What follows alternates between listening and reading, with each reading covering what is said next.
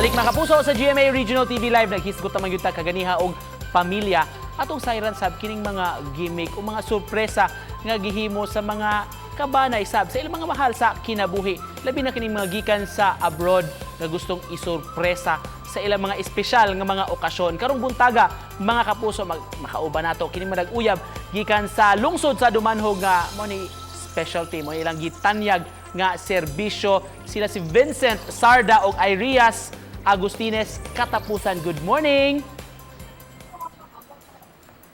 Good morning, Sir Nick. Good morning, Sir Nico. Thank you for having us, sir.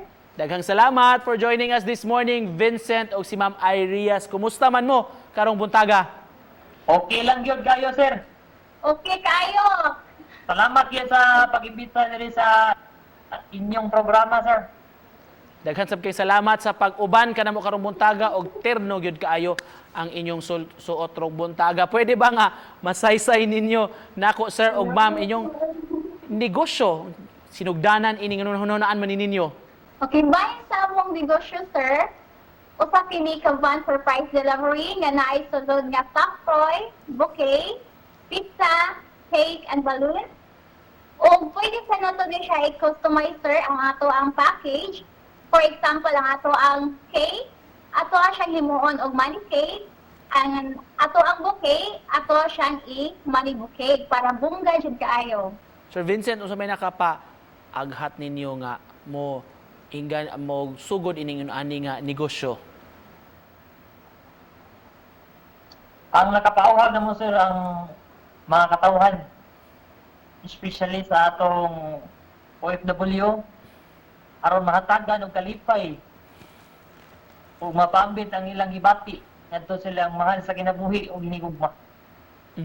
Og labaw sa tanan, sir, kanang tungod sa sorpresa daghan ang magkauyab, magkauli, ug mao na makaingon ta og sana all.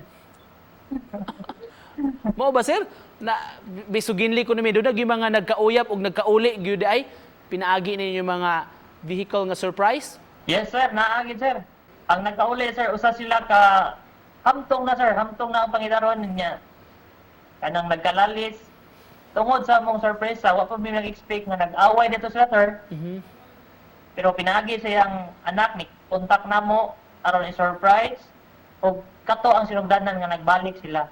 Kasagaran sa inyong mga target, mga kliyente ani taga-probinsya o pwede po mo diri sa syudad sa Sugbo? Basta nang makaya sa mong sakyanan, sir, kanang dili gyud tungason, dili gyud bukid niya, dili sa Mulabang ug Loud. Okay kayo mi ana, sir. Kinsa pod kasagaran sir, ma'am, ang inyong mga kliyente kay nabasa na mo sa inyong page, mostly mga OFWs ni siya nga gustong mo sorpresa sa ilang mahal sa kinabuhi diri sa Pilipinas, diri sa Sugbo. Yes, sir. Ang amo ang mga kliyente, sir, is from abroad or OFW. Kay tungod sa ato ang pandemic karon, sir, nga mangisod man jud sila og uli diri sa ato mao nang kita na lang jud sila og paagi. Sir, ma'am, di ba gyud ka ni lisod sa inyo ha nga kasagaran nasa probinsya ang inyong surpresao no? Ya. Kumusta man ang target sa inyong mga negosyo labi na rong panahon na nga nata sa pandemya, unsa may mga sinati inyong mga challenges?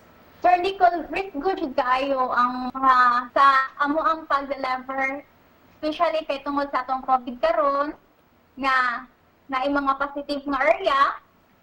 Pero amo naggihapon gibuhat ang tanan, Sir Nico, nakibisog jud ni para lang madalo ang gustong ipahatod sa sender, sa receiver. Kay ang ikalipay nila, Sir Nico, ikalipay man sa namo. To cap this off, Sir Vincent, Ma'am Arias, unsay boto niyo ipaambit nga mensahe sa atong mga viewers labi na karong buntaga naghisgot man taog pamilya sa atong episode karon kung doon na may but nyo ipaambit sa mga nagtan-aw nato ron.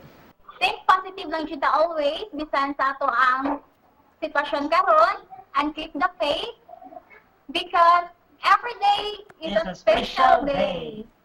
O sa atong mga kapusog diha, thank you for watching. Hopefully ma-inspire mo. And of course, thank you kaayo sa original TV live program. Sir Vincent o si Irias, mga kapuso, gikan sa lungsod sa Dumanhog. Daghan kayong salamat.